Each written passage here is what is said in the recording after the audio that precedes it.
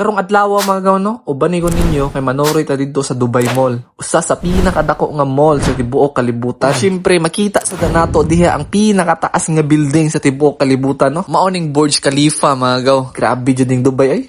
Yo, what's up mga gaw? Panibagong adlaw, panibagong memorya na sadta. Dinhi na sadta sa Dubai magsuri-suri mga gaw no. Tuyo kunta ning Dubai Mall mga gaw kung unsa jud ni siya kadako. Pero una na mo gikadto mga gaw kaning pinakadako kay stan kalibutan koy makalupig nga building mga gaw. Ari naman dai ko sa Burj Khalifa. Mabantay na. Wala gani ko kabantay nga naa na dai ko sa tubangan sa Mia Khalifa. Ay, Burj Khalifa day. Kining amo ang gitindugan mga gaw sa ako pra gyapon ni sa Dubai Mall. Mao nang dako jud kay ning Dubai Mall mga gaw. Grabe kaning dud jud kay mga gaw. Grabe ka taas kay ano? Mahanga jud maayo ba? Is pag yun na pag swimming pool nga tinawis tanan. Swimming pool nga dili pwede paliguan mga gaw ha. Ug timing sad kay mga gaw no, nakita tag fountain show. Naabiyan ni siya oras nga mo andar ang iyang mga sirit-sirit. Ito sa pinakalindot nga experience dapat rin na gaw. First pa lang to ha. Oyo kami kay mga kawan nami. Let's go. Tuyok sa ta kay wala pa tayong nakita nga restaurant nga to ang kananan.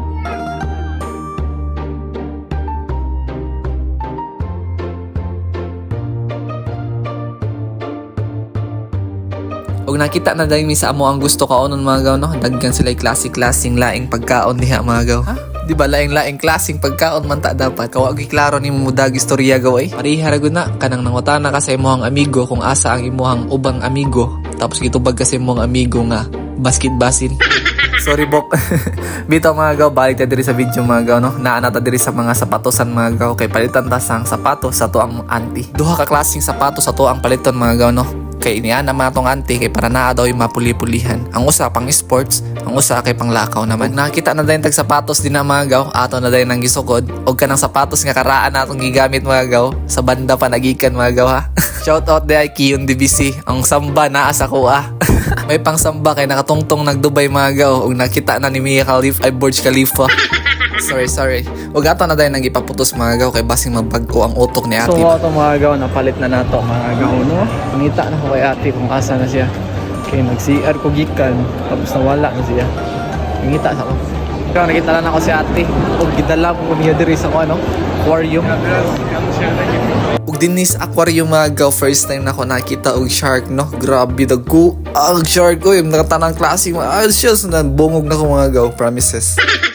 Bitaw mga gaw, promises, first time pa na ako makita og shark sa personal og kaning longnos. Oh, nagkaklase nga mga isda mga gaw nga gikan sa dagat mga gaw, grabe. Name is Aura. Yeah, she's from... Grabe daghan jud kay shark mga gaw. Ay may gani di niya pang kaono ng ubang isda din ha mga gaw ha. Pero lami gud kay mukuha og usa ba isog ba. Pwede pa lang diri mga view basis. Nga view ni kita. Nawa. Daghan sa bawon na eh.